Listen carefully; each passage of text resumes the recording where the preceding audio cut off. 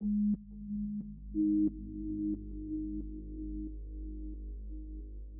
ocean keeps many secrets. Since the beginning, we have been bound to the sea. We grew together. Over time, we came to know one another. The water introduced us to new worlds. We came to embrace the unpredictable. We came for adventure, for worship, for food, and for play. We built a recognition for the impossible beauty and the immense power of the sea. But lately, we've been forgetful, and things between us have started to change.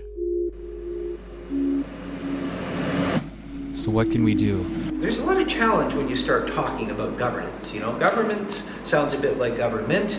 It's about telling people, perhaps saying what they may and may not do, and those sorts of things. How do we approach that in a way that's going to bring peace and good, also really good results and some kind of justice into a situation? In the Maritimes, passionate people and brave ideas are paving a new path forward. We have the longest consistent data set on in-water monitoring anywhere in the world on leatherback turtles. So this is a really critical research program that we have running here. So that's one of the key things, obviously, really key things that we want to do is to keep doing some good science. Towards a more open future. Accessible to everyone, scientists, public, skeptics alike. It really adds to the credibility of the conclusions when anybody can go in and use the data and ask the same question and potentially, ideally, come out with the same answer. With new pathways of communication and space for collaboration. So we had the good fortune to have the Collaborative Environmental Planning Initiative, a Mi'kmaq-led initiative to get all of the 18 agencies that have legal authority and consultation around a table. A brighter future. Bringing together many ways of knowing and many ways of understanding. So I just got that one out of the way because I don't want to cause any more harm to the fish than's necessary. Our protocol is that if we do kill a fish in our processes, we bury it, we say a Mi'kmaq prayer, so that we can respectfully give it thanks for giving its life for what we do. So. Ages of wisdom, creativity, and cutting-edge research push new boundaries and remind us of what we have always known to be true. They're pretty feisty. We caught one fish today that wasn't doing too well, so we're not going to anesthetize it. Yeah. Try not to take too many scales because we don't want to lead to infection.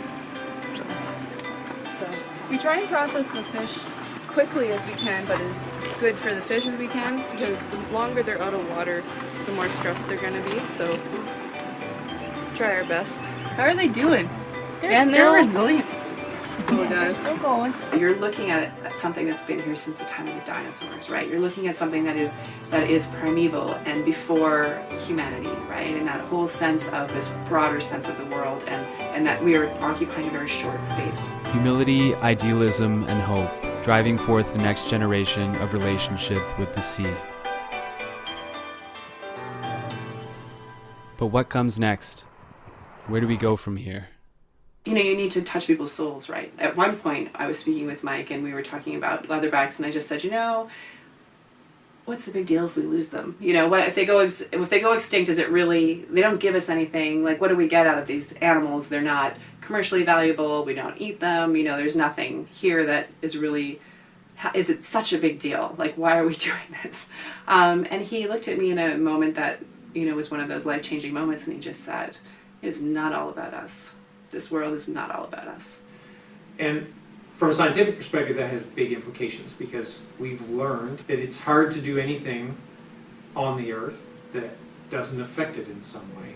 In the case of the ocean, it's clear that we have us and our activities have a pretty strong effect on it. And that really resonated with me, that whole sense of, you're right, this isn't just about us. And isn't the world more amazing when it isn't, right? Isn't it a more beautiful, intricate, multifarious space than it is if everything's coming through the human lens? And that really captured my sense, again, of justice, but also my imagination, right? In the sense of how much, just the beauty that's around you, and that how peaceful it is in a way to be part of a world where you are just a small piece in it, right? When you're just a little part of something. Like, I've been standing on a nesting beach with at night, and, in Trinidad, and it's dark, and like dark where there are no lights, which we don't often get to experience in North America anymore, right? Particularly if you live in an urban environment. But a sky full of stars, and just these turtles hauling up next to you, all around you. And you are so small in that environment. And they are doing something that they have done by instinct for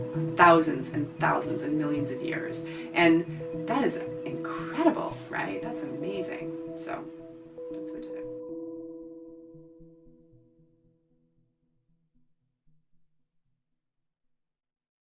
The ocean keeps many secrets. Welcome to the Blue Planet.